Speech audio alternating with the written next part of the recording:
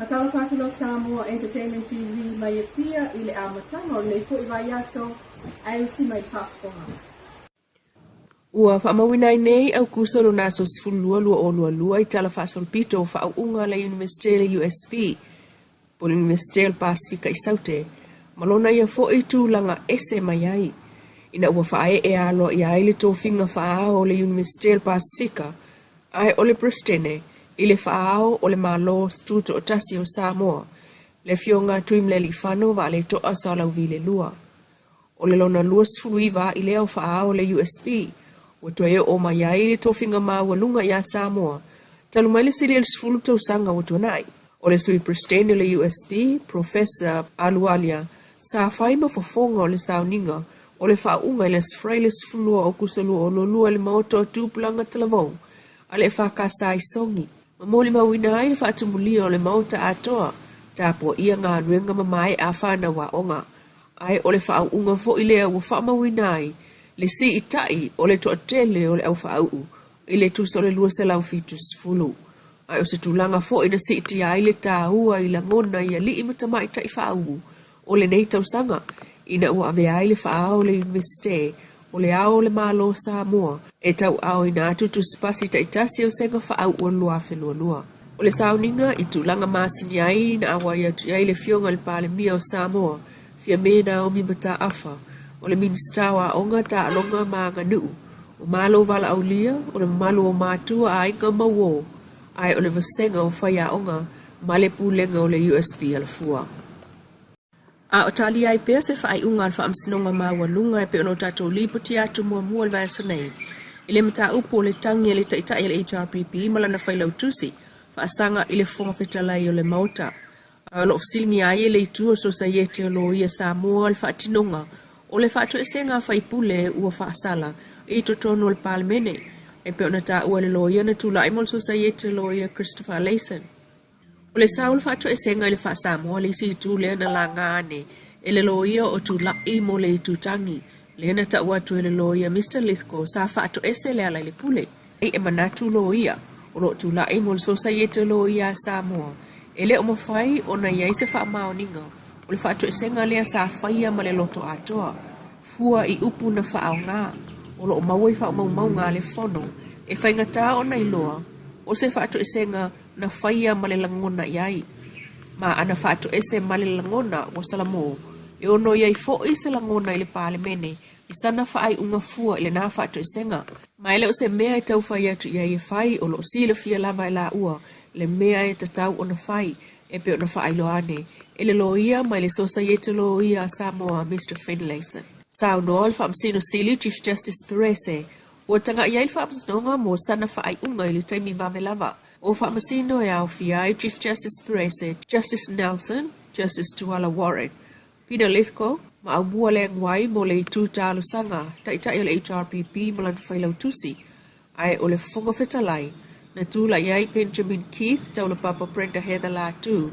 ma mata Phil George la tu, Christopher Finlayson, le QC, ma ta siema Alex Sua, mo le Samoa Law Society. O mawainele mapusanga o a inga i le motele i savai, e fia whaatino ni ala tō ngālu ngā tina e pe o whale whau, ina ua tatala ai le whai ungol vai o Sene, le ofisa tū mau o le puma po le Planning and Urban Management Agency sa le longa, po le vaenga le e pulea ngālu ngā whau e whaatino i so se vai panoa Samoa. E pe on sao no i le fionga na ministau ngālu ngā tele, olo a fua fitiva aina o tātou fisilingi ai, inisi nei o nanga mana o mia mua tina e whaia le tunu o nono fua i savai. Tūlanga whaule o le ua a whaatino nei tātou motu sa la whai ua whaatui nei le tātou ofisa o le puma. Ea mal tātou ofisa fo ilea e anga i mele malo tātou tunu ul whainga o permita o whali. O le tami mua bua sa pe sa taitasi lava ia aso po le tasi le rua vai aso. Ia al temi nei. Ia le ua i le au whainga mautu e ngāri rue mai le asunga fua se tau le sifalele ia o te masani fo i whainga ruenga ia o le iwa a ngai le lima o te tatonu la ia o se sosoani lea i le tatou mo tele sa la whai i le toe mwhai lea o le toe anga ia tu ia pia ia ale o mautu o le ofisa e anga i mai ai salo longa mo la tum tau Unta upuia le sia ki ai le anga va ona faturo fale saunga le mo. o sa o lava na tu fo ia palai de puma mo le development consent ia o le paside o le reportina nga i le building permit ia fatino ila ia le permit na mo le fausia a o le fausia ina ia se mauta po se lao o le mamalo le tino Pia fo tau pe mi tale wai. o le permit la vai il fausia ina fale fua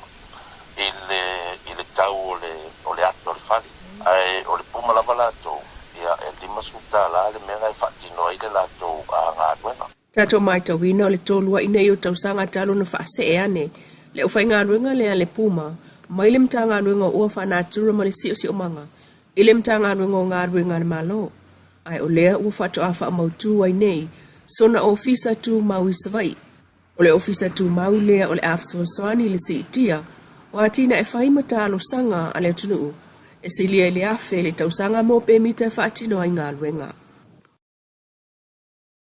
E le o le taimi mua lea ua tau mawhai ai le pūlenga o le malai vale le whale olo. E wha mautu i tūtau i le puipuinga ma le saonga le mū mo tangata e uia ma wha o ngā ina le malai vale le. Ma sauno ai le minista a fionga olo a fuafitiwa ai. O le asili atu na saonga le mū ma whainga tau na o le ngia seisi. O mea ia tau malai vale le savili e lava le mea fualele ia mautu ia le security. Me la vale o le so na o le o le malu le tunu i tonu o le airside e le tau ona iai tu langa fo sa nga le mo fo i te me o anga i me vale le ma tu langa pena o le tu langa la le iai le tato atina ele iai fa after ia fo i le malo New Zealand e le lato so ani i le nei masini ona o masingi le sai masingi mo Samoa ia o masingi fo ile le pepe o puenga ka vo e puenga vele fa vai la au mai ai o le masingi le o fa ngai nai ia le teknologi fo ia mai ia tu la nga mafu ai ona si tia mai ma fo fo ia le pula nga mla vale le ile tu la nga le si tina ka si tia ina o IDs le fa nga ina le au fanga ruenga le ngata nei le malai vale le ia o e fo i o lo fa nga ina le terminal e ta fanga ruenga mai o te minga e fa ia ma o la koma ave IDs e fa le terminal nei a fa pelo e te anga i mai po se fa taringa malo fo ia ala usunga marco officer fo ile MFAT program ingi malo yo mai a fa pe la vanga le kasi le kula e a fo e ko ke mga mi e fa kingo i e ko ngana kasi fo di kula le ava kulunga le IT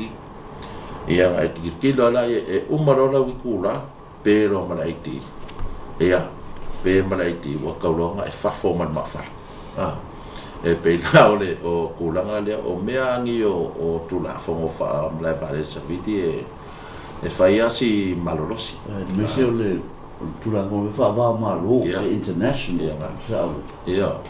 e ta ia la o ma so se malai vale le international airport i ka ia la ia la lo le international civil aviation authority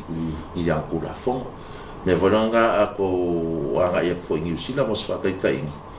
be ke fai me se la kuai i le ko komo se i wangalo le ako wa sa fa pengala nga fo i o fa tau tai nga nga fo ka popule nga mla vale o Samoa e Sene TV mai ia na sa o na Samoa ya sa tai ai le lo ko le tu ai fa so